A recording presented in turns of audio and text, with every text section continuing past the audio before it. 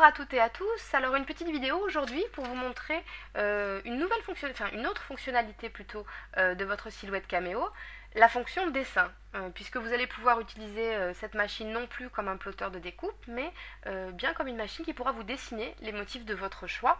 Alors ces motifs, vous les dessinerez avec soit les stylos spécifiques de la marque Silhouette, donc, que je vous ai présenté dans l'article, soit le porte-stylo, en utilisant par exemple des bics ou des stylos feutres, en tout cas suffisamment fins pour entrer dans le porte-stylo, puisque celui-ci évidemment fait les mêmes dimensions qu'une lame de silhouette caméo, donc évidemment vous ne pourrez pas utiliser de gros stylos.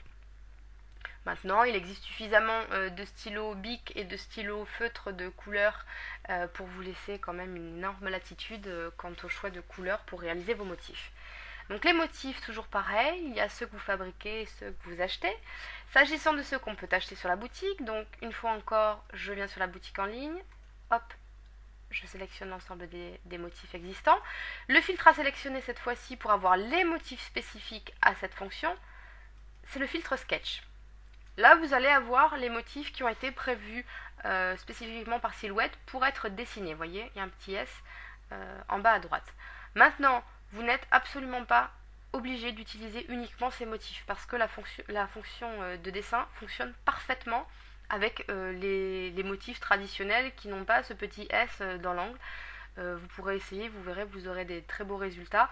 La seule différence, c'est que, voilà, vous voyez par exemple sur ces motifs-là, vous voyez, il y a un seul trait à chaque fois. Alors que lorsque vous vectorisez vos propres motifs ou lorsque vous en téléchargez, le plus souvent vous avez une double ligne puisqu'il s'agit d'une découpe.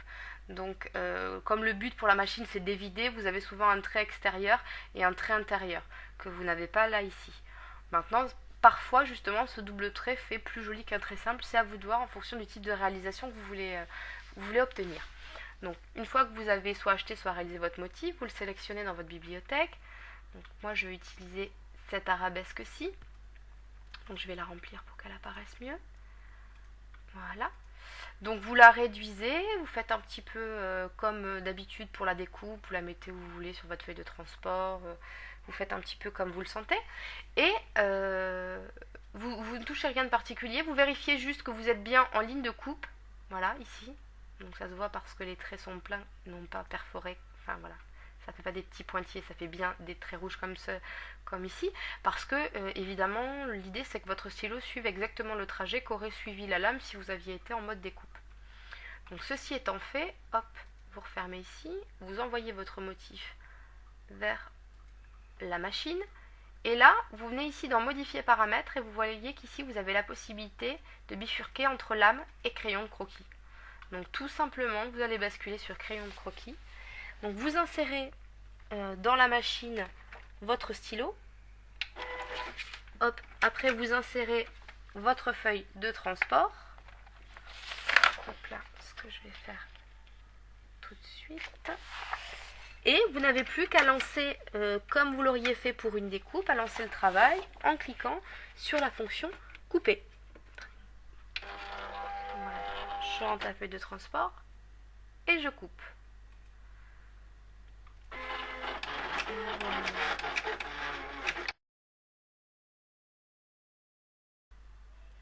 Donc voilà, maintenant que j'ai dessiné les arabesques, j'ai décidé de dessiner ce papillon. Pourquoi? Parce que je vais vous montrer qu'on peut toujours dessiner et ensuite découper le motif en découpant les pourtours. Donc voilà, j'ai choisi ce papillon. Donc, et je vais le dessiner. Alors cette fois-ci, je vais utiliser une autre couleur pour vous montrer.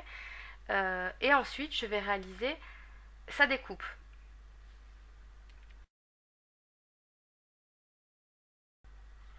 Voilà, donc j'ai mon papillon qui est dessiné, surtout je ne le touche pas. Et maintenant je vais venir découper autour. Donc ce que je vais venir faire, c'est que donc je le sélectionne, surtout je ne le déplace pas, et je viens me mettre sur cette fenêtre ici, la fenêtre décalage. Et je clique sur décaler. Je fais un petit clic à côté, vous voyez. Et là, je vais avoir juste le dessin autour. Donc ce que je fais, c'est que je sélectionne le papillon de l'intérieur, juste, sans bouger celui de l'extérieur, et je supprime ce dernier, pour pas qu'il se redécoupe cette fois-ci. Et là, ce que je vais faire, c'est que je vais envoyer à la découpe juste cette forme-là, sans avoir fait sortir ma feuille de transport de ma machine. Celle-ci va venir redécouper au même endroit, sans que j'ai à faire de nouveaux réglages, plus précis ou quoi que ce soit. Donc j'envoie maintenant ceci à la découpe et puis je vous montre le résultat ensuite. Voilà, donc vous avez ici les arabesques et les petites feuilles que j'ai réalisées. Donc c'est le premier dessin que j'ai réalisé avec donc le stylo bleu Silhouette. Et là, j'ai réalisé donc un papillon avec le stylo couleur bronze. Et j'ai réalisé, comme je vous ai montré, une découpe autour de celui-ci. Donc hop.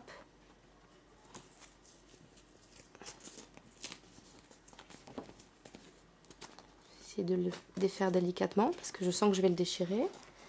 Juste pour la vidéo. Hop. C'est très difficile de défaire le motif quand on n'est pas en face. Donc pour pouvoir filmer. Voilà.